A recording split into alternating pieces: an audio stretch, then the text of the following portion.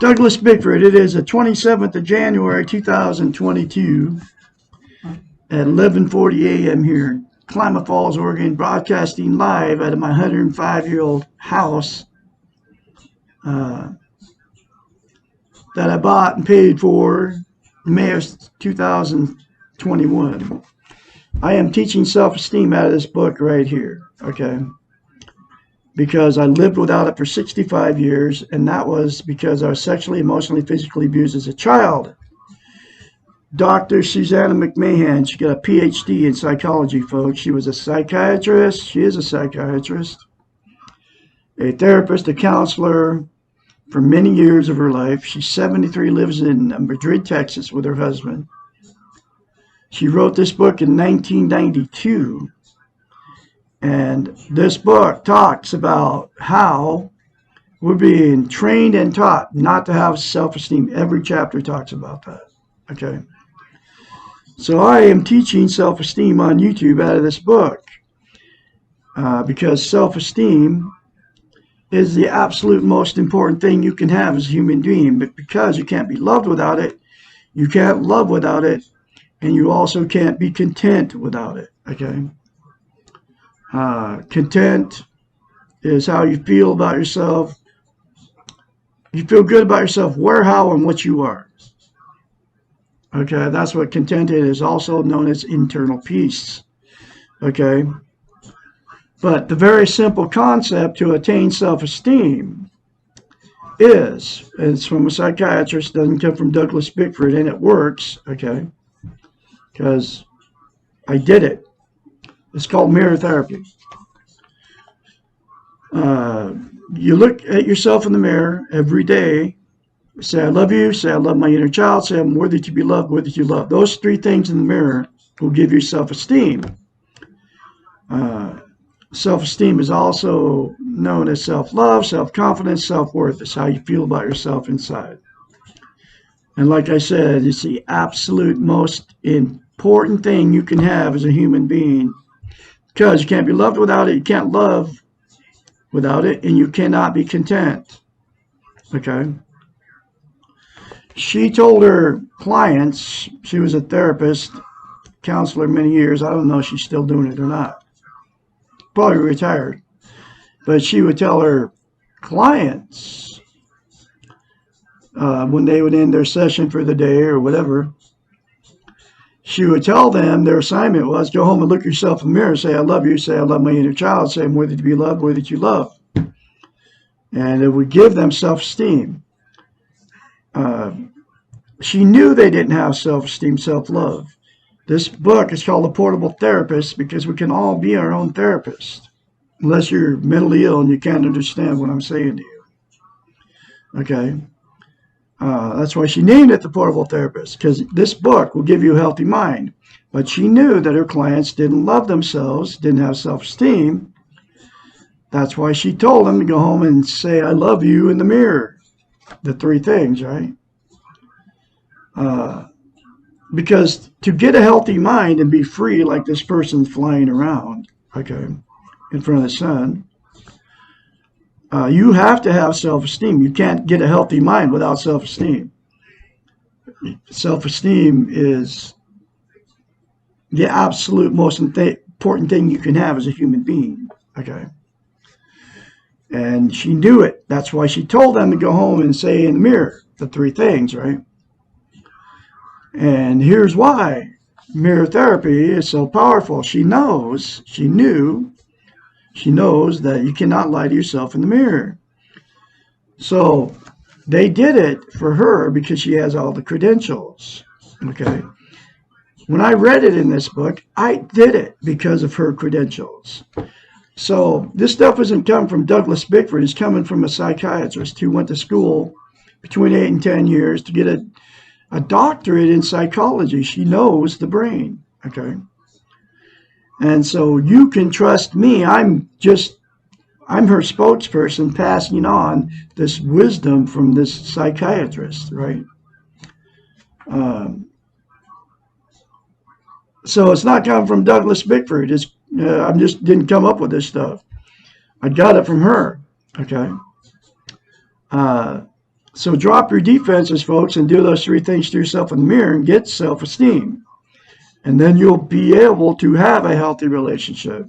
You can't have a healthy relationship without it, and you can't be content without it. Okay? And the proof you don't have, and you don't even know you don't have self-esteem. I didn't know I didn't have self-esteem back in 2017 when I put an ad on Craigslist looking for a woman, even though I had everything I needed, which was a thriving hot dog business in Spokane, Washington.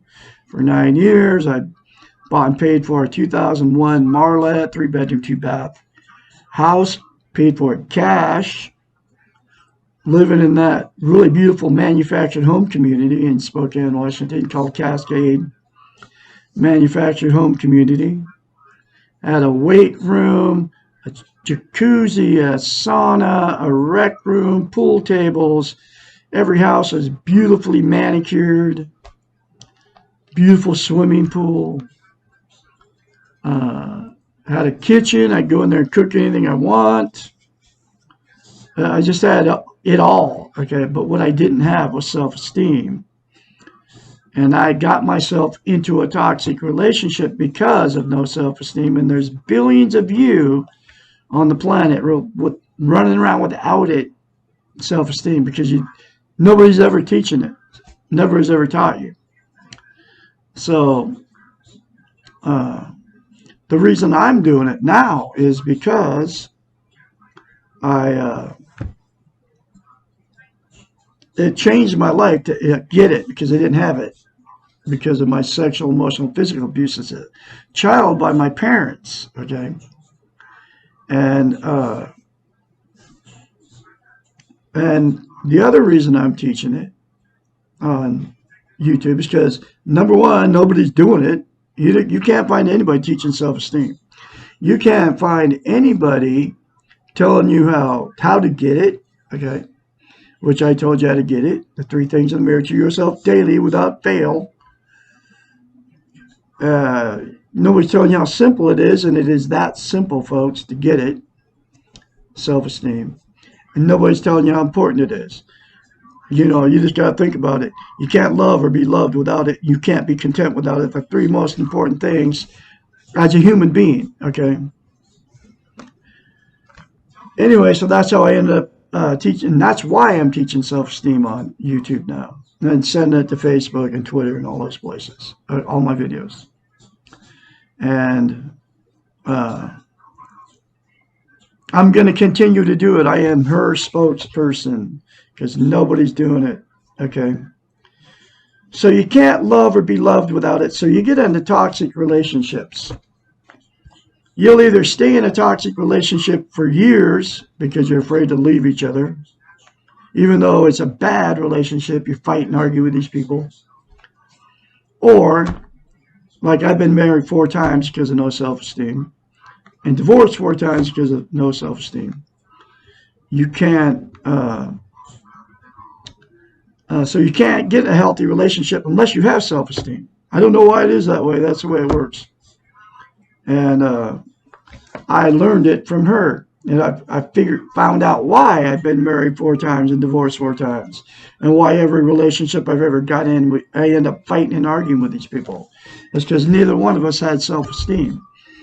Because what happens is you'll attract exactly what you are. You'll attract somebody with no self-esteem, okay? If you don't have self-esteem.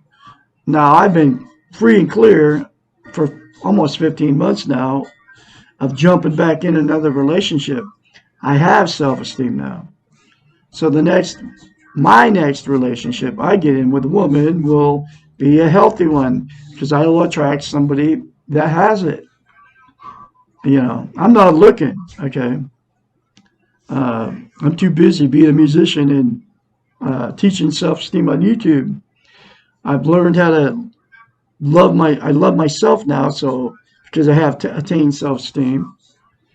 I'm content, okay, and that's the other thing. You can't be content without it, okay? So what people do to try to be content, there's 9 things: drugs, alcohol, sex, TV, food, religion, another person, material possessions, and money. Those 9 things are all externals that you can lose them at any time. They will never give you inner peace. Content is also inner peace. Okay. You use drugs, right? And you can include caffeine and nicotine. They're both drugs. Wherever you get your caffeine from. And whether you vape or you smoke. Okay. They're both classified as drugs. Caffeine's a stimulant. Nicotine's like calms you down. Okay. That's why you have to have a cup of coffee or 2 cups of coffee when you get up in the morning. Because you get addicted to all these substances. Marijuana, heroin, methamphetamines, LSD, psilocybin mushrooms, mescaline, all of them, all the illegal street drugs. And then you got all the prescription narcotics that are being handed out from doctors like candy unnecessarily. Okay, and then you get addicted to all those drugs. Okay, so you get addicted to the drugs, and the problem with it all is they'll never make you content. You're out there using all this stuff to try to make yourself content, and it'll never ever happen. It's always a temporary fix. Makes you happy temporarily. Alcohol, the exact same thing. Doesn't matter where you get it. Beer, wine, hard liquor. You're drinking it for one reason. You use drugs for one reason, to make yourself feel better. And alcohol. And it's always fleeting. It's always temporary. You have to drink more. Then you get addicted to alcohol. I don't care if you're drinking 2 beers a day. Or 2 shots a day. Or 2 glasses of wine a day. You're drinking it for one reason. That's to make yourself feel better. It's always temporary. It never works. So you get addicted to all this stuff. Sex, exact same thing. Having sex, it feels good while you're having it. And then you got to have more sex. Okay.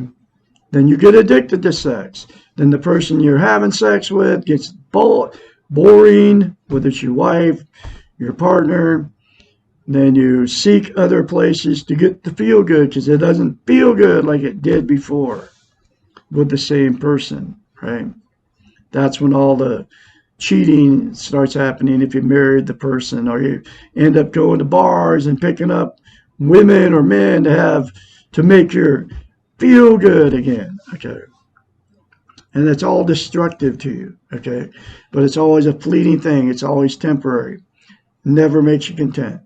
Food, exact same thing. You eat when you're hungry, then people overeat because it makes them feel good to eat, and then they get overweight because they ate too much, and then they feel worse about themselves, okay? And you can see the results everywhere you go. Television, exact same thing. You turn on the boob tube, feels good while you're watching it, and then it's always temporary. As soon as you turn it off, it never... it's always a fleeting thing. As soon as you turn it off, you don't feel good anymore. Religion, the exact same thing. You go to church, it doesn't matter which one. Christian, Muslim, Jewish, Catholic, Seventh-day Adventist, Lutheran, Episcopalian, Mormon, all the different Christian religions out there. Feel good while you're participating with all the people and doing all the communion thing.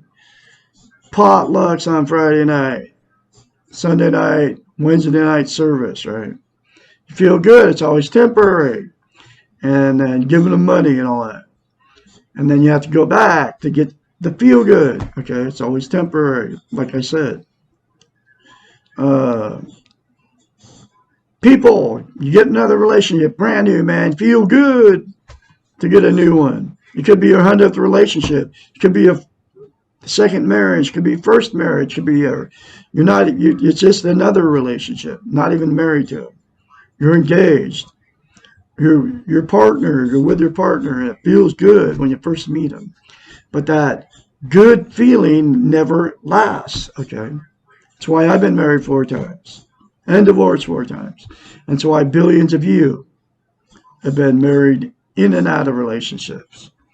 And the blame game happens is always blame it on the other person. Each person does, okay? Material possessions, the exact same thing, man. You get anything new, anything different. While you acquire it, when you acquire it, it feels good to get it. Okay. Then it doesn't feel good anymore. Okay. The good feeling goes away as soon as you get it home or whatever. You go to a thrift store, buy a bunch of junk you don't need, and then bring it home and throw it in the closet. But it feels good while you're buying it. Okay.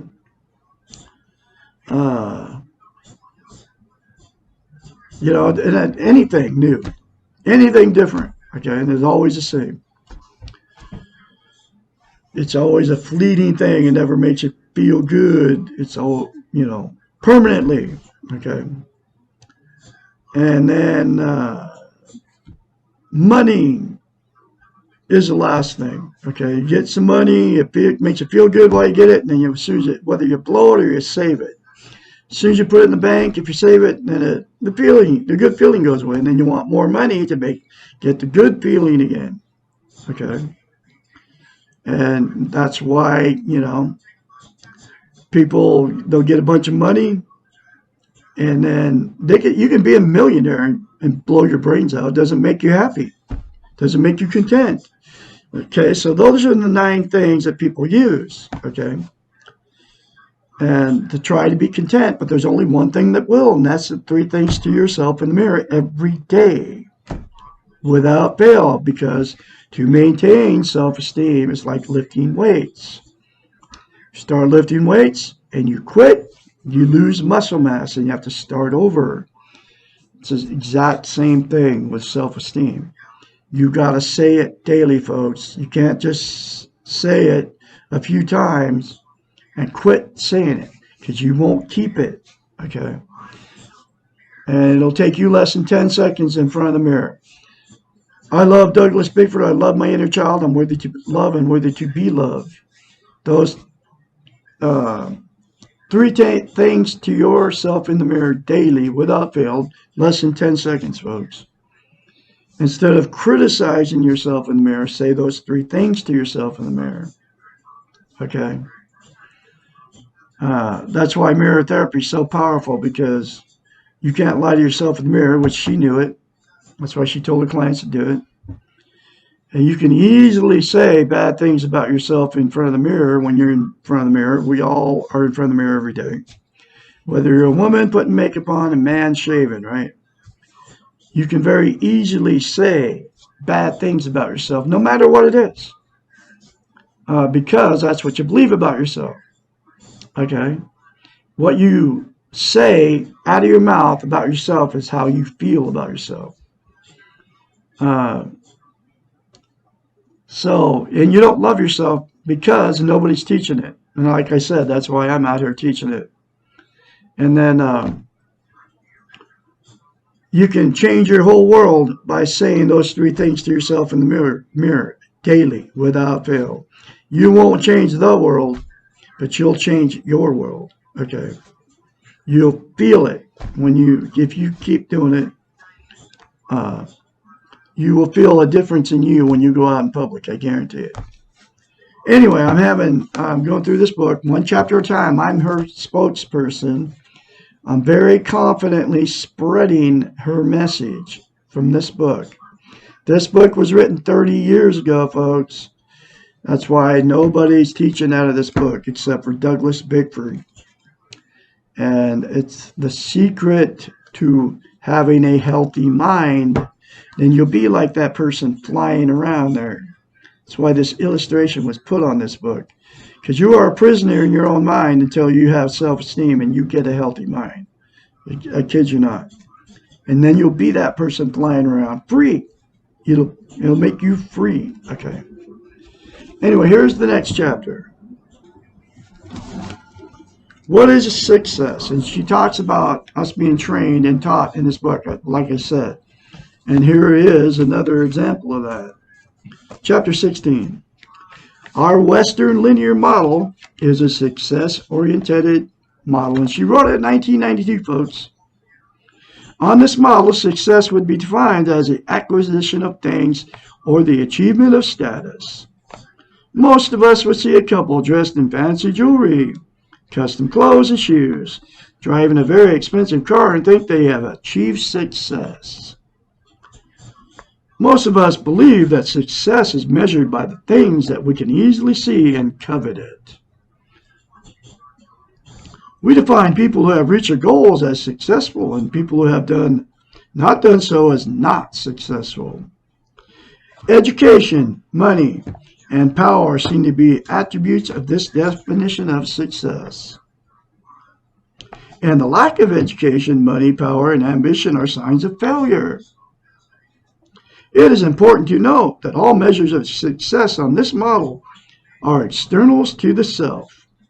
They are all related to the concept of ego. One's esteem is dependent on other people or things. And because they are externals, they are not permanent. How strange to be highly respectable one day and a failure the next day because of a stock market crash or a war or disaster. There is another problem with this model for success. There are great numbers of people who faithfully follow the formula, study hard, work hard, meet all the right people, and do all the appropriate things, but they still have not achieved success. Through no fault of their own, they have just not made it. Despite the implicit assumption of the doing model that you can control your own destiny, success, as defined above, is not in your control. Luck, fate, and chance all play a big part in determining external success. These are not generally recognized as part of the linear model because there is nothing we can do to control them. The being model does not define success. It is implied that you are successful in your being. Where you are at the moment is your success. You have survived. You are. That is enough. The only way to measure success on this model would be about how you feel about yourself.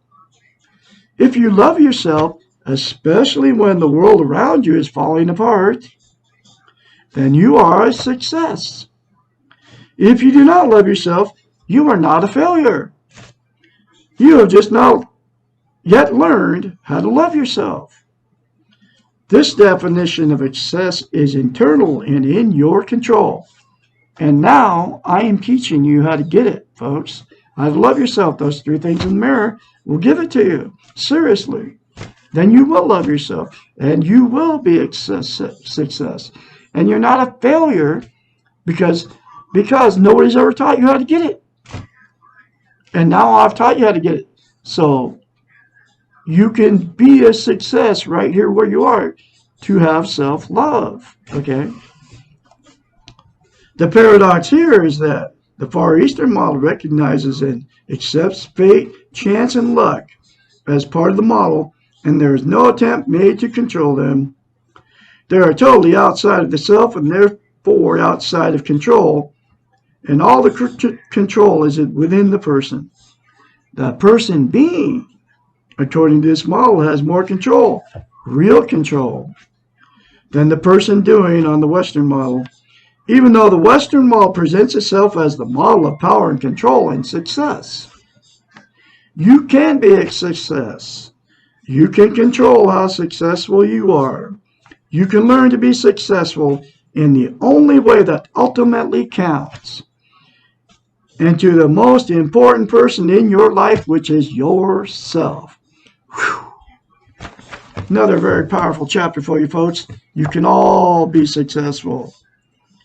And in just your being, if you love yourself, folks. It's that important. Okay, I'm going to have another chapter for you tomorrow, which is, what does God have to do with it? Chapter 17. Remember to look yourself in the mirror, say, I love you, say, I love my inner child, say, I'm worthy to be loved, worthy to love. You were born good, you will leave good if you accept it, and you are good, full of goodness. You're beautiful people out there. I will talk to you tomorrow. Y'all have a great day out there.